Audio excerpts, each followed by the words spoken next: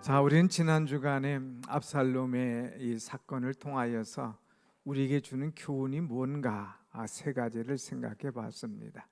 압살롬을 통하여서 분노하지 마라, 분노를 잘 다스리는 사람이 되자 하는 말씀을 드렸죠. 또 다윗을 생각하면서 매사에 신중하게 말을 하고 매사에 신중하게 모든 것들을 처리하라 하는 그런 말씀을 드렸습니다. 그리고 세 번째는 이제 요나답을 통하여서 이제 늘 이런 사람들을 경계하고 조심해야 된다. 요나답은 간교한 자라고 그랬죠. 이 암몬에게 붙었다가 그가 죽은 후에 또 다윗에게 붙었다가 내가 어느 사람 어느 때에 붙어야 내가 살고 내가 일어설 것인가, 간에 붙었다 쓸개 붙었다 하는 그런 사람들이 내 주변에 있는가 하는 것, 그것을 돌아보고 그런 자들이 있다면 즉시 물리칠 수 있는 그런 지혜와 분별력이 있어야 된다 하는 그런 말씀을 드렸습니다. 자, 오늘 본문부터는 이제 다윗의 인생의 후반전에 큰 위기와 참 생각할 수 없는 사건을 우리에게 보여주는 말씀입니다. 자기의 친아들 압살롬이 아버지를 반역하는 그런 사건이죠. 그리고 아버지 다윗은 이 반역에 참 감당하지 못하고 도망하는 그런 모습입니다. 그래서 오늘 말씀의 제목을 압살롬의 반역과 다윗의 도망, 이런 말씀으로 이런 제목으로 은혜를 나누려고 합니다. 압살롬은 이제 아버지가 무서우니까 이제 외갓집으로 또 이제 그날로 이제 그술로 망명해서 거기서 3년을 지나게 됩니다. 내가 암논을 죽였는데 아버지가 가만둘 리가 없는 거예요. 그래서 아버지가 두려웠습니다. 그래서 그술로 가서 3년을 지나게 되죠. 이 3년이 지나갈 때에 아버지 다윗이 이 아들을 생각합니다. 아버지가 이 아들이 믿긴 하지만 3년이 지나면서 은근히 아들 생각이 나는 거예요. 첫 아들 암논도 죽었죠. 그 참 잘생기고 똑똑하고 사랑이 많은 그 아들 압살롬, 이제 그리워지는 겁니다. 아들이라 그래도 보고 싶은 거예요. 성경의 14장에서 말씀 보면 그를 간절히 하면서 간절하게 보고 싶은 마음이 그에게 스멀스멀 스며들었습니다. 그것을 이제 요압 장군이 알아요. 그 마음을 딱 캐치하고 이제 그 압살롬을 불러들이게 합니다. 이제 다윗이 불러들일 때에 어정쩡하게 오케이도 아니고 아진 것도 아니고 그냥 불러들이는데 그냥 용인을 해준 겁니다. 그래서 이제 다시 들어오게 되죠. 그런데 들어오긴 들어왔지만 아버지가 이 아들 압살롬의 얼굴을 보지 아니하였더라 그랬습니다. 만나고 싶지 않다 이거예요. 너를 보고 싶지도 않다 이거예요. 마음은 그런데 참 내가 먼저 가서 말을 못하게 하는 거예요. 또 그래서 이 압살롬은 왕인 아버지의 얼굴을 이제 이 성에서 있는 동안 또 보지 못하고 세월을 2년 동안 지나게 되지요. 자, 그러면서 이제 이 아들 압살롬은 마음속에 또 다른 생각을 가져오게 됩니다. 저 아버지 도대체 이럴 수가 있을까? 용서를 해주든지 아니면 나를 따끔하게 혼을 내주든지 이것도 아니고 저것도 아니고 뭐야? 그러면서 왜 나를 불러들이고 한 번도 만나주지도 않고 얼굴도 볼 수 없게 해? 그러면서 아버지에 대한 미움이 생겼어요. 아버지에 대한 반역, 이 감정이 생겼습니다. 그래서 야, 내가 아버지를 이제 반역하고 내가 왕이 되자 하는 그런 생각이 그 속에 들어왔습니다. 그래서 왕을 차지하려고 하는 권력욕이 그에게 생겨졌다고 하는 것이죠. 여러분, 다윗은 사실 이 기회를 놓친 사람입니다. 아들을 얼마든지 훈계하고 아들에게 잘 가르쳐서 아들이 주님 앞에 서게 하고 또 아버지와 아들이 모든 것을 회복할 수 있는 기회가 있었는데 이 타이밍을 놓쳐버렸어요. 그러니까 이 시간에 오히려 사단이 들어와서 그의 마음을 주장합니다.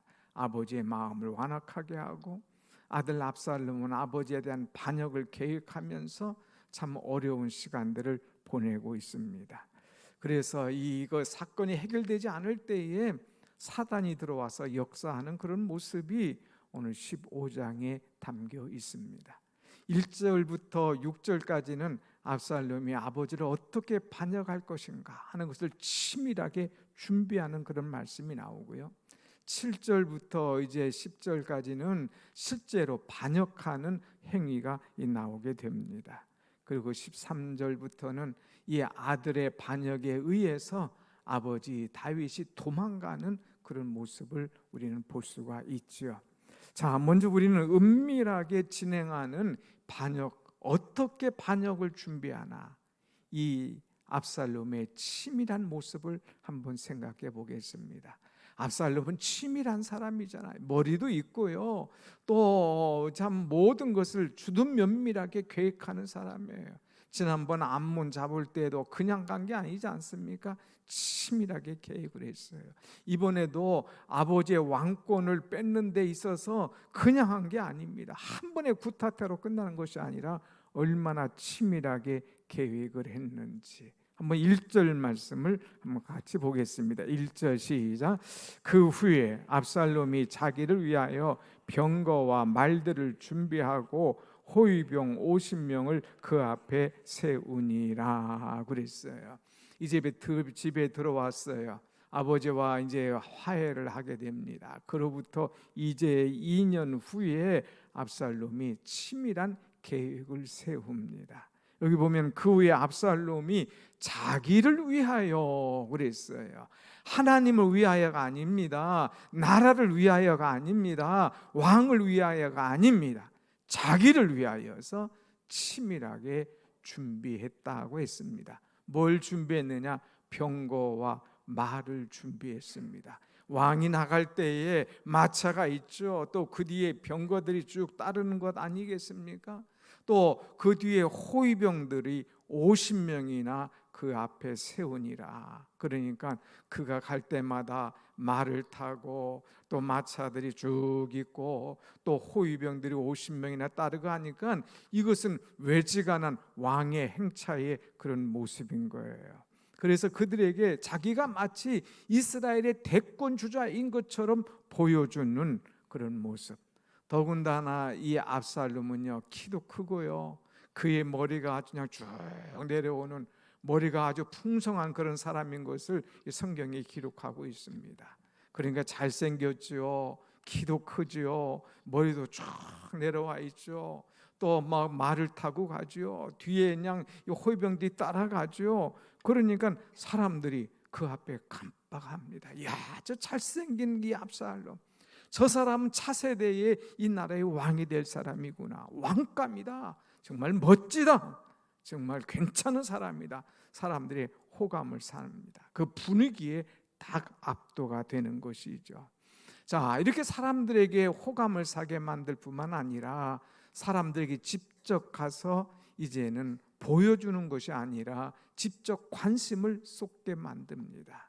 2절 말씀 보면 압살롬이 일찍 일어나 성문 곁에 서서 그랬어요. 여기 성문이라고 하는 것은 뭘 말하느냐? 이 백성들이 이제 아침에는 성문으로 들어옵니다. 특별히 출근하기 위해서 오는 사람이 아니라 어떤 문제가 있는 사람, 재판에 이제 호소하는 사람, 자기가 답답한 일이 있는 사람, 이런 사람들이 문제를 제기하고 재판관에게 판정을 받기 위해서 나오는 거예요. 이 사람들은 아침 일찍부터 쭉 나오죠. 그런데 재판관들은 시간이 돼야 나오지 않습니까? 그때에 다윗은 아침 일찍 가서 재판관이 나오기 전에 그 속에 들어갔어요. 그래서 그들을 만납니다. 그러면서 너는 어느 성의 사람이냐 하면서 먼저 아주 호의적으로 말을 걸어주지요. 너는 어느 성의 사람이냐? 예, 우리는 유다 지파입니다. 그러면 아 그래, 유다 이거지. 그러면서 다 인정해주고 지켜 세워줘요. 아 나는 단지파 사람입니다. 그래? 그래도 단지파 잘한 것들을 쭉 얘기해 주면서 그들을 지켜 세웁니다. 괜히 단지파는 유다 지파에게 상당한 이제 저항력도 있고 그들 자신도 이제 우리는 이것이 뭐냐 하는 그런 생각이 있는데 오히려 그를 탁 높여주는 거예요. 그러면서 억울한 사람들, 원통한 사람들, 불만 있는 사람들, 시비가 있는 사람들, 이 사람들의 말을 다 들어주면서 그들에게 이제 모든 것들을 관심을 갖고 그들의 마음을 빼앗아가기 시작합니다. 더 나아가서 이들에게 세 번째는 뭐냐? 친절을 베풀어 줍니다. 4절에 가서 보면 내가 너희에게 정의를 베풀기를 원하노라. 너희들에게 정의를 베풀어 주겠노라. 그렇게 얘기를 하는 거죠. 그렇게 해서 사람에게 가까이 가면 사람들이 땅에서 그에게 막 절을 하는 거예요. 그러면 압살롬이 이건 왜 절이냐? 일어나시오 하면서 손을 펴가지고 그 사람을 붙들어주고 허그하고 그에게 입을 쫙 맞춰주는 거예요. 자, 여러분 한번 생각해 보세요. 이 왕의 서열 1위인 차세대 이제 왕이 될 사람이 절을 할 때 그를 탁 일으켜주고 또 안아주고 볼에 뽀뽀까지 해주면 거기에 안 넘어갈 사람이 어디 있습니까? 이야, 저 사람 대단한 사람이야. 저 사람은 정말 내 마음을 알아주는 사람이고 나를 위로해 주는 사람이고 친절한 사람이고 겸손한 사람이야. 차세대 왕이야, 왕감이야 하면서 딱 인정받는 거예요. 얼마나 친절한지 모릅니다. 자, 그래서 이야기 들어준 것도 고마운데 손을 잡아주고 뽀뽀를 해주고 이렇게 할 때 백성들이 그 제스처에 그냥 깜빡 넘어갑니다. 그러면서 그 속마음이 어떤 줄은 모르고 그냥 그 속에 자기의 모든 것을 빼앗기는 그런 사람들, 이것을 여러분 매일같이 했다고 생각해 봐요. 이제 하루에 약 한 100명씩만 만난다고 해봐요. 그럼 365일 동안 얼마를 만납니까? 그것도 몇 년 했어요? 4년간을 계속 해놨다는 거예요. 그러면은 수만 명의 사람들을 다 만날 거 아닙니까? 이렇게 많은 사람들 만나서 친절을 베풀고 관심을 쏟게 하고 이제 자신의 모습을 딱 나타날 때에 사람들의 마음이 깜빡하고 넘어가기 시작합니다. 그래서 성경에는 이것을 가리켜서 뭐라고 했느냐 하면은 6절 말씀 한번 같이 봅시다. 6절 다 같이 시작. 이스라엘 무리 중에 왕께 재판을 청하러 오는 사람마다 압살롬의 행함이 이와 같아서 이스라엘 사람의 마음을 압살롬이 훔치니라. 이스라엘 사람들의 마음을 압살롬이 훔쳤다고 그랬습니다. 다시 말하면 그들의 마음을 도적질했다 이거예요. 그들의 마음을 이제 사로잡았다 하는 거예요. 사람들이 그냥 뿅 가게 만든 거예요. 압살롬 최고다. 저렇게 우리의 마음을 알아주고 저렇게 친절하고 저렇게 품위 있고 저렇게 멋있는 그런 사람, 차세대 왕 아니냐 하면서 깜빡하고 넘어가는 것이죠. 그런데 사실은 이것이 다 위장 아닙니까? 속으로는 그렇지 않은데 이제 왕으로 되기 위하여서 사람들의 마음을 빼앗는 거예요. 그런 것처럼 행동하는 것입니다. 사람들을 이용해 먹는 그런 존재가 되었다고 하는 것이죠. 이렇게 치밀하게 계획하고 사람들 이용하고 사람들을 넘기기 위해서 계획하는 그런 이 압살롬, 이 압살롬 앞에 사람들이 다 넘어가게 됩니다. 이렇게 사람들을 다 주물럭거려 놓은 다음에 그 다음에 이제 7절부터는 이것을 실천에 옮기게 되지요. 그래서 7절에 가면 모든 반란 계획을 다 준비하고 완성한 다음에 아버지에게 나갑니다. 그러면서 아버지, 부탁이 하나 있어서 왔습니다. 제가 아버지에게 청이 하나 있어서 왔습니다. 얘기합니다. 그래, 무슨 청이냐? 제가 헤브론에게 가게 하여 주옵소서. 제가 헤브론에 있을 때에 거기서 서원한 것이 있습니다.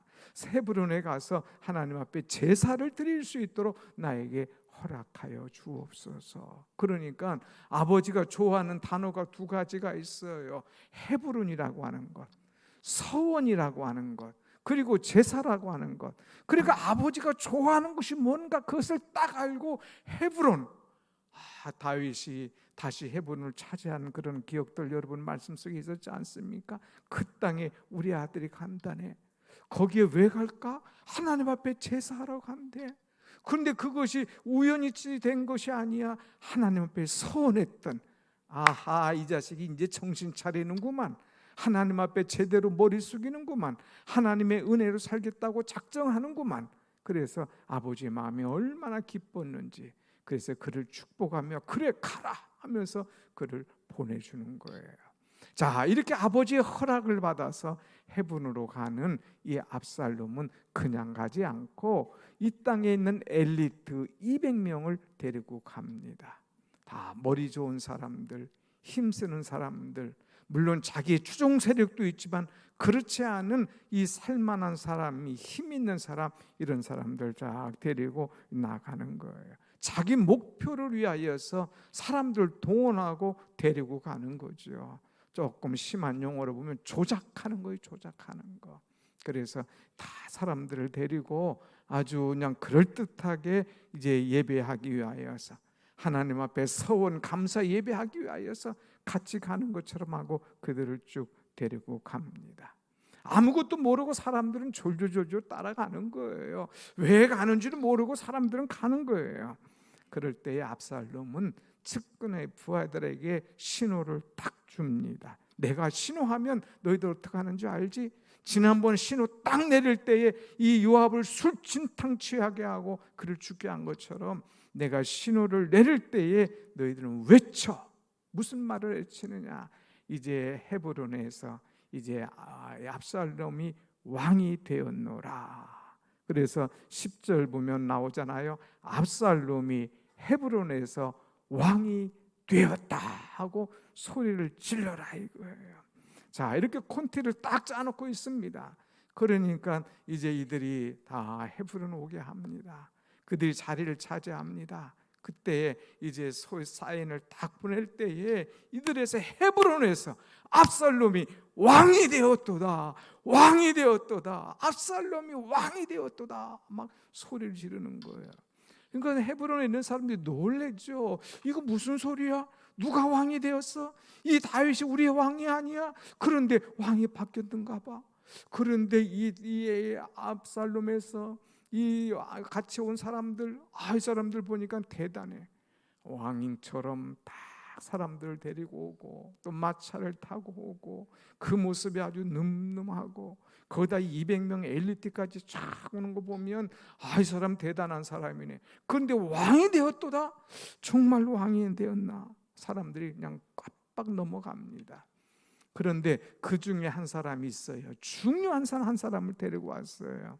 그러면 11절 보면 압살롬은 아히도벨이라고 하는 이런 모사를 데리고 옵니다. 아히도벨이라는 사람이 있는데 그 사람이 누구냐? 다윗의 모사 같은 사람. 모사라고 하는 것은 카운슬러예요. 다윗이 어떤 전쟁을 할 때에, 나라를 다스릴 때에, 어렵고 힘들 때마다 이 아히도벨에게 가서 자기의 마음을 터놓고 상담합니다. 그러면 이 아히도벨이 그것을 다 이루어주고 상담에 응해주는 모든 사람이 존경하는 그 사람이었는데 그 사람까지 다 여차여차해서 데리고 오니까 이제 사람들은 완전히 이스라엘이 이 압살롬에게 넘어간 걸로 착각을 하는 거예요. 그래서 이렇게 반역 준비를 철저히 하는 거예요. 심지어는 이스라엘 백성들의 마음이 다 압살롬에게 넘어갔습니다. 쏟아졌어요. 그리고 이제 압살롬이 그것을 알고 힘을 합해서 아버지 성을 향하여 공격해 들어갑니다. 자, 이럴 때에 다윗성에 있는 사람들이 큰일 났어요. 공격해 오는 것을 보고 그들은 나가서 아버지에게 이야기합니다. 13절이 그 말씀이죠. 전령이 다윗에게서 와서 말합니다. 이스라엘의 인심이 다 압살롬에게로 돌아갔습니다. 이스라엘의 인심이 다 압살롬에게 갔습니다. 큰일 났습니다. 그들이 우리를 공격해 옵니다. 갑작스러운 청천벽력과 같은 소리를 듣습니다. 그럴 때에 다윗이 어떻게 했는가? 오늘 우리가 한 절 같이 읽어봅시다. 14절 시작. 다윗이 예루살렘에 함께 있는 그의 모든 신하들에게 이르되 일어나 도망하자. 그렇지 아니하면 우리 중 한 사람도 압살롬에게서 피하지 못하리라. 빨리 가자. 두렵건대 그가 우리를 급히 따라와 우리를 해하고 칼날로 성읍을 칠까 하노라. 자, 여기 보면 뭐라고 그랬어요? 야, 일어나라, 도망가자, 그것도 빨리 가자, 두렵다. 그렇지 않으면 그의 칼날에 우리가 남아날 자가 없다 하면서 도망가는 거예요. 도망가는데 이 도망가는 것을 좀 더 리얼하게 표현한 것이 30절 말씀. 우리가 보진 않았지만 다윗이 감람산에 올라갈 때에 그의 머리를 그가 가리고 그 머리를 가렸다고 그랬어요. 그리고 맨발로 울며 가고 신발도 못 신었어요. 얼마나 급한지 빨리 도망가느라고. 그 다음에 울면서 가는 거예요. 그리고 그 뒤를 신하들이 600여 명들이 따라가는데 이들도 맨발로, 이들도 울면서 왕을 따라가는 이 도망가는 그런 모습, 얼마나 안타깝습니까? 이 모습을 성경에서 자세하게 표현한 말씀이 시편 3편의 말씀이에요. 시편 3편 보면 다윗이 다 이제 아들을 피해서 도망가는 그런 시예요. 그래서 시편 3편의 앞에 제목이 이렇게 써 있습니다. 다윗이 그의 아들 압살롬을 피할 때에 지은 시. 압살롬이 아버지를 반역하고 공격할 때에 그때 도망하면서 그때 상황을 그때 하나님 앞에 기도했던 시가 바로 이 시라고 하는 사실입니다. 사랑하는 여러분, 우리가 생각지도 않는 아픔, 고통이 우리 앞에 있을 수가 있어요. 그럴 때에 우리는 어떻게 할 거냐 이거예요. 아들이 반역하는 그 사건, 때로는 생각지도 않은 건강의 문제, 생각지도 않은 인생의 문제, 생각지도 않은 골치 아픈 문제, 이런 것들이 내 앞에 생겨질 때에 우리가 이것을 어떻게 해결해 갈 것인가. 다윗은 압살롬의 반역을 이렇게 해결해 나갔습니다. 오늘 말씀을 하나하나 보도록 할 텐데, 다윗은 이 어려움 속에 먼저 하나님을 찾았다고 하는 것입니다. 시편 3편 이 말씀 보면 3번이나 여호와여 하면서 부르짖는 말씀이 나와요. 1절에 여호와여 나의 대적이 어찌 그리 많은지요. 하나님 앞에 있는 문제를 그대로 내놔요. 하나님, 나의 대적이 어찌 그리 많은지요. 그 다음에 3절 말씀 보면 여호와여 주는 나의 방패시요 나의 영광이시요 나의 머리를 트시는 자니이다 하면서 표현하죠. 또 7절 말씀 보면 여호와여 일어나소서 나의 하나님이여 나를 구원하소서 하면서 간절히 기도하는 모습이에요. 중요한 것은 뭐냐? 하나님을 찾았다는 거예요. 여호와여 여호와여 하나님을 향하여 부르짖는 그 모습입니다. 여러분, 힘들 때 어떡합니까? 답답할 때 어떡합니까? 땅을 치고 울지 않습니까? 내가 그럴 수 있느냐고 사람에게 소리를 칠 수도 있지 않습니까? 그런데 이 다윗은 그러지 않았어요. 하나님을 향하여 여호와여 여호와여 하면서 하나님 앞에 마음을 쏟아놓고 기도하는 그런 모습입니다. 여러분, 우리 삶 속에 두려움이 가까이 올 때에, 생각지도 않는 어려움이 올 때에 여러분도 다윗처럼 여호와 하나님을 찾고 하나님께 피하는 그런 신앙이 되시기를 간절히 축원합니다. 아멘. 그러면 여호와여 하면서 하나님 앞에 나올 때에 하나님께서 내 두려움을 다 몰아내어 주시고 하나님께서 내 문제를 나보다 더 좋은 방법으로 하나님의 은혜로 해결해 주시는 하나님이 여러분과 저의 하나님이신 줄로 믿습니다. 아멘. 두 번째는 이 다윗은 하나님을 믿었어요. 여호와여 하고 하나님을 찾을 뿐만 아니라 하나님을 믿었습니다. 그가 믿은 하나님은 어떤 하나님입니까? 3절 말씀 보면 여호와는 이제 나의 방패시요 나의 영광이시요 이제 나의 머리를 트시는 자니이다. 하나님은 누구시냐? 나의 방패라고 표현했어요. 이 수많은 전쟁을 통하여서 하나님께서 그때그때 막아주시는 방패 역할을 해주시는 것을 수없이 다윗은 경험했거든요. 그러니까 이 아들이 나를 반역해 온다 할지라도 하나님께서 나 방패가 되어 주셔서 나를 막아주실 것이다 하는 확신. 하나님은 나의 영광이 되어 주셔서 하나님께서 나를 통하여 영광 받으실 것이다. 그 다음에 하나님은 나의 머리를 틀어주시는 자이시다. 내가 부족하고 아무 자격 없는데 나의 머리에 기름 부시고 왕 삼으신 하나님께서 이렇게 내 머리를 꺾어지게 만들고 이제 좌절하게 만드실 하나님이 아니라 그 어려운 자리에서 나의 머리를 틀어주실, 내게 소망을 주시고 다시 승리케 하실 이가 우리 하나님이시다 하는 확신과 믿음이 그에게 있었다고 하는 사실입니다. 여러분, 하나님은 나의 방패가 되심을 믿습니다. 하나님 나의 영광이시요 내 머리를 틀어주시는 하나님이시다는 믿음을 우리는 확실히 가져야 됩니다. 그러면서 이 사람은 이렇게 기도합니다. 4절 다 같이 봅시다. 시작. 내가 나의 목소리로 여호와께 부르짖으니 그의 성산에서 응답하시는도다. 내가 이 어려운 환경에서 좌절하고 낙심하지 않겠어. 나는 하나님 앞에 부르짖겠어. 그럴 때 하나님께서 응답하셔 하는 확신. 그런데 부르짖는데 어떤 목소리 부르짖느냐? 아유, 김 집사 나를 위해 기도해줘. 목사님 좀 도와주세요. 기도해줘요. 이게 아니라 나의 목소리로 여호와께 부르짖으니, 내 문제를 놓고 내가 기도하는 거예요. 내 문제를 놓고 내가 하나님 앞에 나가는 거예요. 하나님 하면서 나의 문제를 나의 목소리로 여호와께 부르짖을 때에 그의 성산에서 응답하시는도다.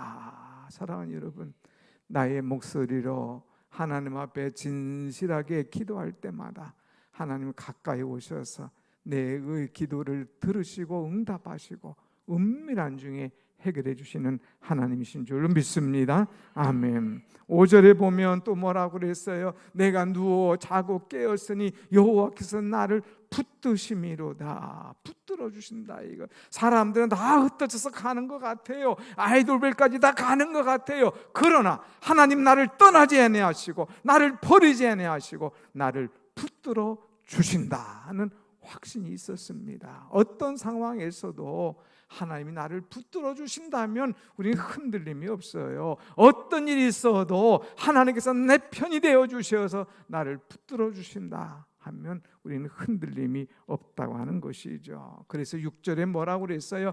천만인이 둘러서 나를 에워싼다 할지라도 나는 두려워하지 아니하리로다. 10,000,000명. 아니, 다윗은요 사람들의 마음에 관심, 이제 사람들의 막 이 마음을 훔치기는 이 압살롬, 그 사람들이 수없이 많다 할지라도 심지어는 10,000,000이 될지라도 나는 두려워하지 않아. 왜? 하나님이 내 편이 되어 주셔. 하나님 나와 함께 계셔. 너희들 반란군들 잠시야. 그러나 하나님은 내 편이 되어 주셔서 나와 늘 함께 하실 것이야 하는 거예요. 그래서 그가 확신을 가지고 기도한 것이 뭐냐? 7절의 말씀이죠. 다 같이 7절 봅시다. 시작. 여호와여 일어나소서, 나의 하나님이여 나를 구원하소서. 주께서 나의 모든 원수의 뺨을 치시며 악인의 일을 꺾으셨나이다. 아멘. 하나님 일어나시옵소서. 하나님 나를 구원하여 주옵소서. 그 앞에 붙였어요. 누구의 하나님? 나의 하나님. 하나님 일어나세요. 하나님 나를 구원해 주세요. 나의 하나님이여, 나의 하나님이여 하면서 나의 하나님 앞에 내 마음을 쏟아놓고 간절히 기도하고 있어요. 그러면서 하나님께서 원수를 갚아주실 것을 믿었습니다. 하나님께서 내 원수의 뺨을 치시며 그랬어요. 내가 뺨을 치면 또 이 사람의 문제가 생길 수 있어. 그러니까 누가? 주께서 그 뺨을 치실 것이다. 정신 차려. 내가 어디 감히 이제 하나님의 앞에 이제 하나님께서 사랑하신 다윗을 향하여 네가 이렇게 할 수 있어? 하나님께서 그 뺨을 치실 것이다 이거예요. 더 나가서 하나님께서 이 악인의 일을 꺾으셨나이다. 악인의 일을 꺾으신다는 거예요. 다윗은 수많은 경험을 했어요. 악한 동물들, 이제 짐승들, 심지어는 사자라 할지라도 뱀이라 할지라도 그 이빨 꺾어버리면 그때부터 맹무추는 거예요. 그냥 독사가 탁 독을 품고 막 달려들어도 그 독사를 잡고 그냥 이 이를 꺾어버리면 그 속에 있는 독이 쫙 우유빛처럼 다 나와버려요. 그때 독이 다 나와버리면 그 독사는 지렁이 같은 거예요. 아무 존재가 아니에요. 사자 이빨 꺾어버리면 그거 소용없는 거예요. 하나님께서 악인의 일을 꺾으시리로다. 압살롬 또 그와 함께 동조한 자들 일을 꺾으신다 하는 말씀을 확신을 가지며 이야기하는 거죠. 여러분, 이 다윗의 믿음 얼마나 대단합니까? 확신하지 않습니까? 그래서 그가 확신하면서 마지막 기도하는 것이 8절의 말씀이에요. 8절 한번 같이 봅시다. 시작. 구원은 여호와께 있사오니 주의 복을 주의 백성에게 내리시옵소서. 아멘. 구원은 누구에게 있다? 여호와께 있다. 하나님, 나를 구원하는 것은 오직 하나님 손에 달려 있습니다. 구원은 여호와께 있사오니 하나님 주의 복을 주의 백성에게 내려 주옵소서. 하나님께서 내게 복 주시면, 하나님께서 내게 은혜 주시면 안 될 일이 없는 것을 제가 믿습니다 하는 확실한 믿음을 갖고 있는 것을 보게 됩니다. 여러분, 구원은 하나님의 특권이며 하나님의 자산이라는 것을 이제 다윗은 알았습니다. 구원은 여호와께 있사오니 하면서 하나님께서 이 어려운 중에서도 나를 구원해 주시고 나와 함께 할 것이라는 그런 마음을 갖고 오직 주만을 바라보았죠. 이제 나중에 또 말씀 보겠지만 이 결과가 어떻습니까?